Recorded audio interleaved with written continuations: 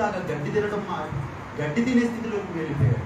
మనిషిలాగా ఉండవలసిన వ్యక్తి, గొప్పగా బ్రతికే వ్యక్తి, రాజుగా ఉన్నట్టు వ్యక్తి, చూసిన ప్రతి ఒక్కరూ కూడా తను కరవడం ప్రారంభించారు. తన జీవితం ఒక్క రోజులో కూడా తలకిందులైపోయింది.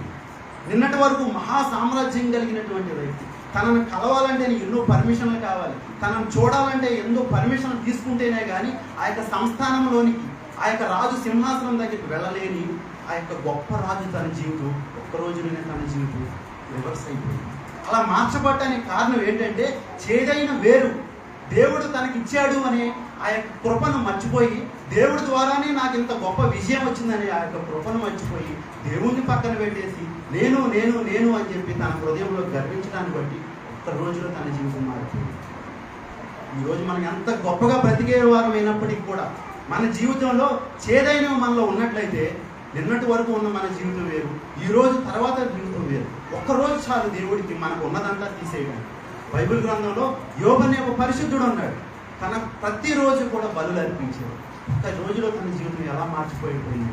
అప్పటి వరకు ఆ ఊరిలో ధనవంతుడు ఎవరు అని మనం చూసుకున్నట్లయితే యోబు పేరే చెప్పేవారు. ఆ తర్వాత తన గురించి ఏమని చెప్పేవాళ్ళు తెలుసా?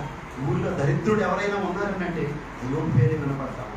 ఒక్క రోజులో తన జీవితం మారిపోయింది. అంటే పరీక్షించడానికి ఇచ్చాడు, కానీ దేవుడు తలుచుకుంటే హెచ్చించడమైనా సరే, కింద స్థితిలోకి తీసుకువెళ్ళడమైనా సరే ఒక్క రోజు